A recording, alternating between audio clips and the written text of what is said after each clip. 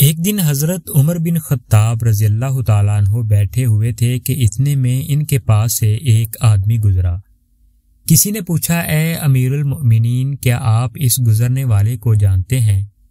حضرت عمر نے پوچھا، یہ کون ہے؟ لوگوں نے کہا، یہ حضرت سواد بن کعب رضی اللہ تعالیٰ عنہ ہیں، جنہیں ان کے پاس آنے والے جن نے حضور صلی اللہ علیہ وآلہ وسلم کی بعثت کی خبر دی تھی۔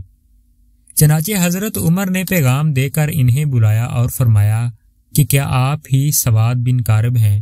انہوں نے ہاں میں جواب دیا تو حضرت عمر نے فرمایا، کیا تم زمانہ جاہلیت میں کہانت کا کام کرتے تھے؟ اس پر حضرت سواد رضی اللہ تعالیٰ عنہ کو غصہ آ گیا اور کہا، امیر المؤمنین، جب سے میں مسلمان ہوا ہوں کبھی کسی نے میرے منہ پر ایسی بات نہیں کی۔ حضرت عمر رضی اللہ تعالیٰ عنہ نے کہا، سبحان اللہ، ہم تو جاہلیت میں شرک پر تھے اور یہ شرک تمہاری کہانت سے زیادہ برا تھا۔ تمہارے تابع جن نے حضور صلی اللہ علیہ وآلہ وسلم کی بعثت کی جو خبر دی تھی وہ مجھے بتاؤ۔ حضرت عمر کی فرمائش پر حضرت سواد نے اپنا تفصیلی واقعہ سناتے ہوئے عرض کیا، اے امیر المؤمنین، جی ہاں، ایک رات میں لیٹا ہوا تھا اور بیداری اور نیند کی درمیانی حالت میں تھا۔ میرا جن میرے پاس آیا اور مجھے پاؤں مار کر کہا، اے سواد بن کعب، اٹھ اور میری بات سن۔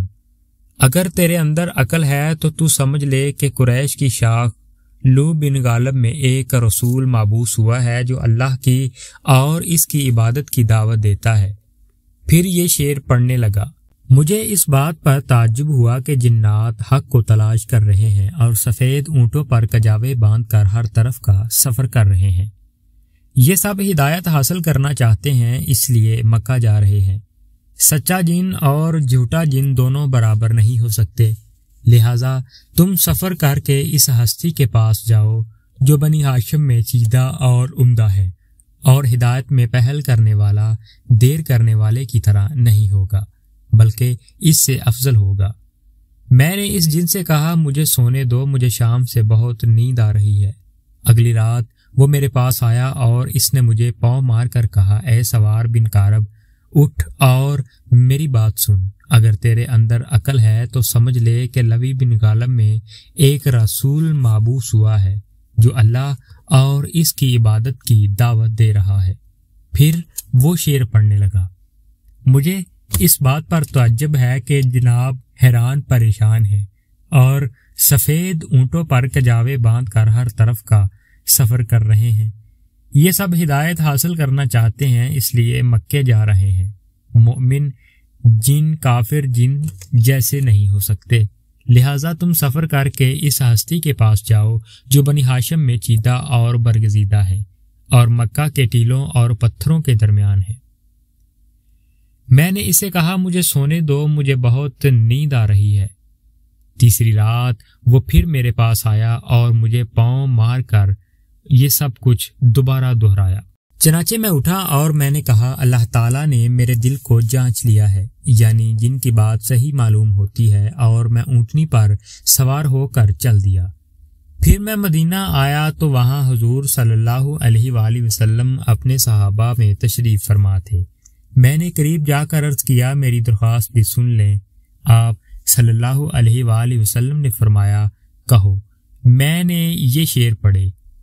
ابتدائی رات کا کچھ حصہ گزر جانے کے بعد اور میرے کچھ سو لینے کے بعد مجھے سرگوشی کرنے والا جن میرے پاس 3 رات آتا رہا، اور جہاں تک میں نے اسے آزمایا وہ جھوٹ نہیں تھا۔ وہ ہر رات مجھ سے یہی کہتا کہ تمہارے پاس ایک رسول آیا ہے جو قبیلہ لوی بن غالب سے ہے۔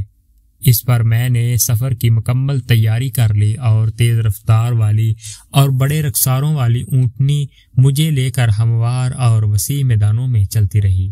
میں گواہی دیتا ہوں کہ اللہ تعالیٰ کے سوا کوئی چیز عبادت کے لائق نہیں ہے، اور آپ غیب کی ہر بات کے بارے میں قابل اعتماد ہیں۔ اور اے قابل احترام اور پاکیزہ لوگوں کے بیٹے، آپ اللہ تعالیٰ تک پہنچنے کے لیے تمام رسولوں میں سب سے زیادہ قریبی وسیلہ ہیں۔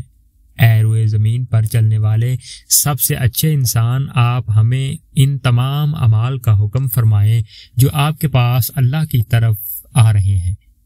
ہم ان اعمال کو ضرور کریں گے، چاہے ان اعمال کی محنت میں ہمارے بال سفید ہو جائیں۔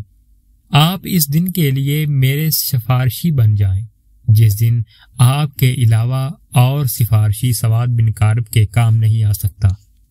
میرے یہ شعر سن کر حضور اکرم صلی اللہ علیہ وآلہ وسلم اور تمام صحابی بہت خوش ہوئے اور ان سب کے چہروں سے خوشی عیاں ہونے لگی۔ یہ قصہ سن کر حضرت عمر حضرت سواد سے لپٹ گئے اور فرمایا، میری دلی خواہش تھی کہ میں تم سے یہ سارا قصہ سنوں، کیا اب بھی وہ جن تمہارے پاس آتا ہے؟ حضرت سواد نے کہا، جب سے میں نے قرآن پڑھنا شروع کیا ہے وہ نہیں آیا، اور جن کی جگہ اللہ کی کتاب نعم البدل ہے۔ پھر حضرت عمر رضی اللہ تعالیٰ عنہ نے فرمایا، ہم ایک دن قریش کے ایک قبیلہ آل زری میں تھے، انہوں نے اپنا بچڑا ذبح کیا، قصاب اس کا گوشت بنا رہا تھا، اتنے میں ہم سب نے بچڑے کے پیٹ میں سے آواز سنی اور بولنے والی کوئی چیز ہمیں نظر نہیں آ رہی تھی۔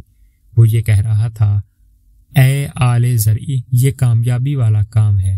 ایک اور پکارنے والا فصیح زبان میں یہ اعلان کر رہا تھا کہ وہ اس بات کی گواہی دیتا ہے کہ اللہ کے سوا کوئی معبود نہیں۔